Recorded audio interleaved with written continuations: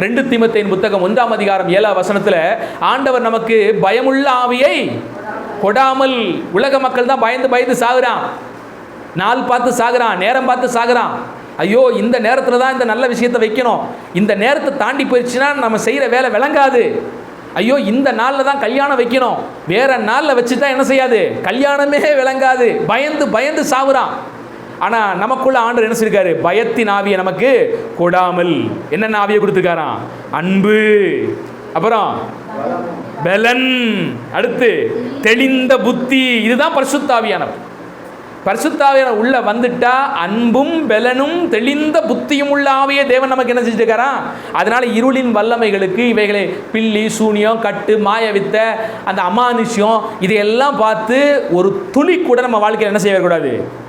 இந்த வீடு விளங்காத வீடா, ஐயா இந்த வீட்டில் நடமாட்டம், பேய் நடமாட்டம் இருக்குதா, பரவாயில்ல அந்த வீடு தான் எனக்கு வேணும், கொண்டா அந்த வீடு தான். ஆமாம் என்னப்பா, ஆமாம் நாங்கள் ஆண்டு சொல்லியிருக்காரு, நீங்களே வெளிச்சம் சொல்லியிருக்காரு. வேதம் சொல்லுகிறது நீங்களே வெளிச்சத்தின் பிள்ளைகள். அப்போ நாங்கள் வெளிச்சத்தின் பிள்ளைகள். வீட்டில் இருள் இருக்கா, நாங்கள் உள்ளே வந்தாலே போதும், இருள் என்ன செஞ்சிடும், நீங்கிரும். சில விசுவாச குடும்பத்துக்குள்ளே சில பாஸ்டர் போயிட்டு இந்த வீட்டுக்குள்ளே போகிறது, வீடு முழுக்க இருளாக இருக்குது சார். என்ன இருக்கா வீடு, ஏதோ ஒரு கட்டு இருக்குது. அந்த அம்மா பார்த்தா 10 வருஷமாக சபைக்கு போயிட்டு இருக்கும், அப்படியே முழங்கால் நின்று ஜெபிக்கிற அம்மாவாக இருக்கும். இதை கேட்ட உடனே அந்த அம்மா என்ன செஞ்சிடும், பயந்துடும். உடனே பாஸ்டர் உங்கள் வீட்டில் ஒரு ஸ்பெஷல் ஜெபம், கட்டை உடைச்சி 10 வருஷ விசுவாசியாக இருக்கிற அந்த அம்மா வீட்டில் என்ன செய்யுது, கட்டை உடைச்சி தன்னை பெரியாலாம் அங்கே காமிக்கணும்னு இவர் வேண்ட வேலை அதெல்லாம். ஆனால் வேதாகம் நமக்கு என்ன கற்றுக் கொடுக்குது, நாம் பெற்றுக்கொள்ளுகிற ஆவி, எனக்குள் இருக்கிற ஆவி எப்படிப்பட்ட ஆவி, அவர் பலனுள்ள ஆவி. அந்த ஆவியானவர்கிட்ட எந்த அசுத்தாவையும் வாழாட்ட முடியுமா, இருக்க முடியுமா? அதை மக்களுக்கு சொல்லிக் கொடுத்து பலனுள்ள மாற்றதில்லை. போயிட்டு இது மாதிரி எதையாவது ஒன்று பேசுறது. அந்த பாஸ்டர்களுக்கெல்லாம் மக்கள் வச்சிருக்க பேர் என்ன பேர், வல்லமையுள்ள. கத்தர் முன்னால் போகும்போது காரி துப்பிடுவார், நீயாடா வல்லமையுள்ள, உன்னை பார்த்து வல்லமையிலன்னு சொல்லியிருக்கானே. அவங்க என்ன நினச்சிட்றாங்கன்னா, இந்த அமானுஷ்யமாக மண்டையாட்டி கத்துறாகும் போது என்ன செய்கிறாங்கன்னா, ஏதோ வல்லமை அவங்ககிட்ட இருக்குன்னு நினச்சிக்கிறாங்க. வல்லமை இதுலெல்லாம் கிடையாதுயா. நீ எங்கேயோ நடந்து போகும்போதே ஓடுது பாரு, அதுதான் வல்லமை. சைக்காலஜி, அதெல்லாம் சைக்காலஜி. தாங்கிட்ட வல்லமை இருக்கிற மாதிரி நம்ம என்ன செய்ய முடியும், நம்முடைய தோரணைகள் மூலியமாக, நான் செய்கிற சில வேலைகள் மூலியமாக மக்களை காண்பித்து மக்களை ஏமாற்ற முடியும். அந்த யுக்திகளை எல்லா சாமியார்களும் பயன்படுத்துகிறாங்க. பார்த்துருக்கீங்களா? நல்லா தான் பேசிட்டுமா சில சாமியார்லாம், திடீர்னு அப்படிமா. அதே தான் வேற ஒன்றும் இல்லை.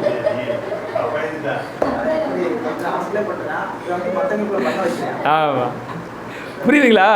அந்த மாதிரி ஒரு ஆக்ஷனை போடும்போது நீங்கள் என்ன நினச்சிங்க, அந்த மனுஷன் ஏதோ வல்லமை உள்ள மனுஷன் அப்படின்னு நினச்சிருவீங்க. அதே சித்து வேலை தான் இதெல்லாம்.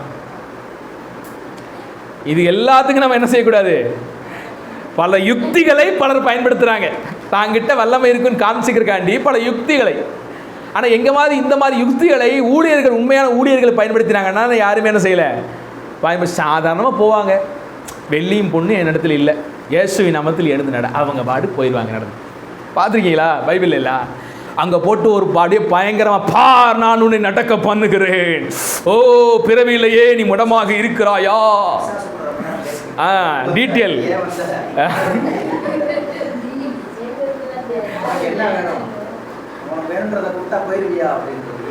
பிசாசுக்கிட்டே பேச்சுவார்த்தை நடத்துறது.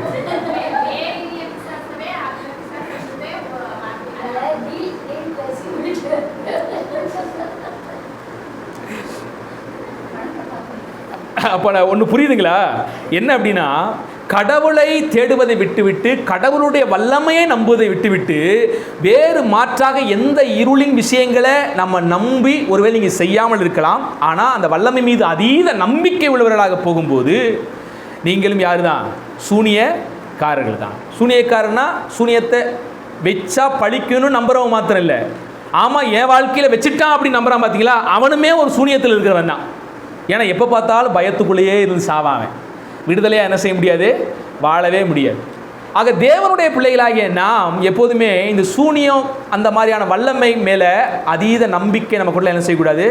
அதெல்லாம் சாத்தானுடைய ஒரு பலவீனமான ஒரு சக்தி, அவ்வளோதான். அந்த கர்த்தர் மேல் இருக்கிற விசுவாசம், அந்த கர்த்தர் மேல் இருக்கிற ஆழமான நம்பிக்கை நம்ம வாழ்க்கையில் வந்துச்சுன்னா இந்த மாதிரியான விஷயங்களுக்கு நம்ம என்ன செய்ய மாட்டோம்.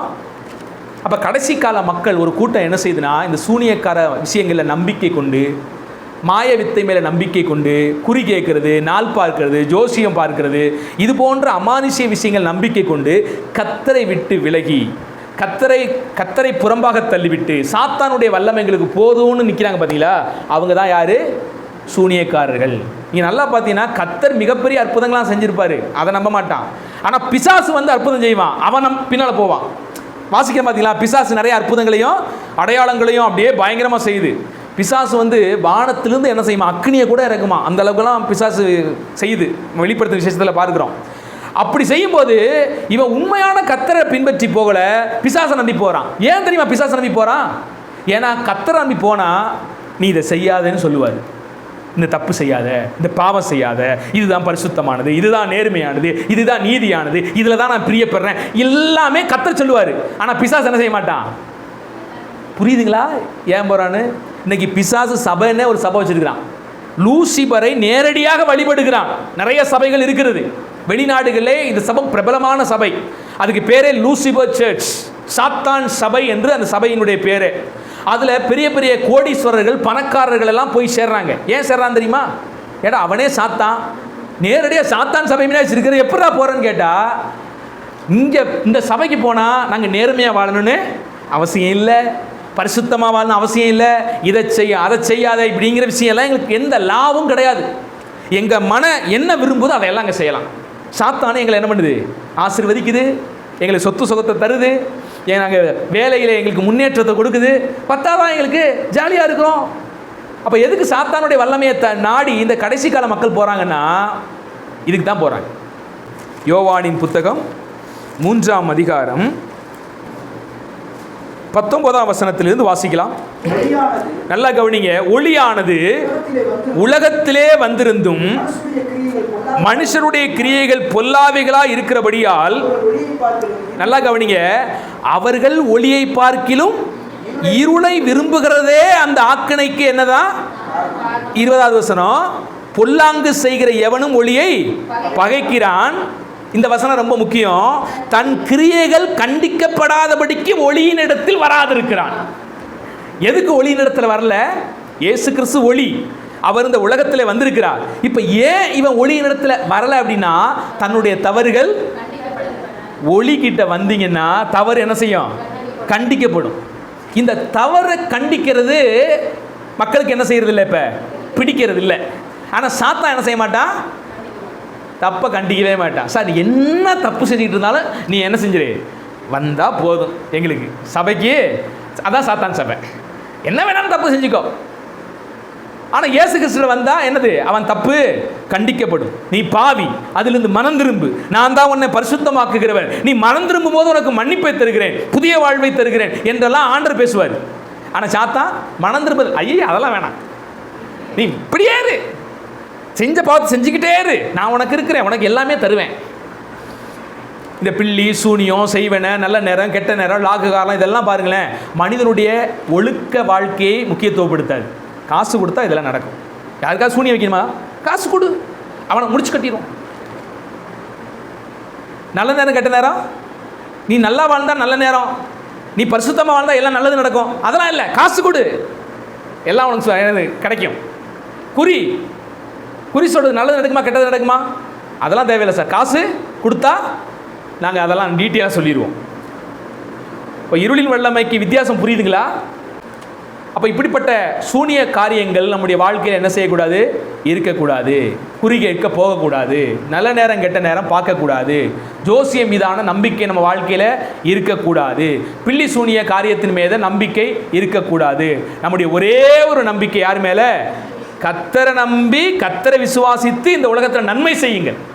எல்லா மனுஷனையும் நேசிங்க. ஆண்டவர் சொல்லிட்டாரு, உன்னை நேசிப்பது போல எல்லாரையும் நேசி. எல்லாம் நேசித்து பரிசுத்தமாக வாழ்கிற வாழ்க்கை தான் கிறிஸ்தவம் போதிக்குது. குறுக்கு வழியில் பெறுகிற எந்த விஷயமும் நமக்கு ஆபத்தை தான் அது கொடுக்கும். சாத்தான் மூலியமாக, இருளின் வல்லமைகள் மூலியமாக, பிளாக் மேஜிக் மூலியமாக நாம் நாடுகிற எந்த விஷயமும் அது குலநாசத்தை என்ன செஞ்சிடும்? உண்டாக்கி. கர்த்தரை நம்புவோம், உண்மையான இறைவனை நம்புவோம், அவர் காற்ற வழியில் பின்பற்றுவோம். அது நம்ம வாழ்க்கையை பிரகாசிப்பிக்க பண்ணும். நம்முடைய வாழ்க்கையில் இருக்க குறைகளை நீக்கி அது சுத்திகரிக்கும். நேர்மையான வழியில் நம்ம நடத்தும். அந்த வழியை தேர்ந்தெடுத்து கர்த்தருக்கு உண்மையாக பயந்து வாழ்வோமானால் நிலையான நிரந்தரமான நித்திய ஆசீர்வாதத்தை நம்ம என்ன செய்ய முடியும்? பெற்றுக்கொள்ளும்.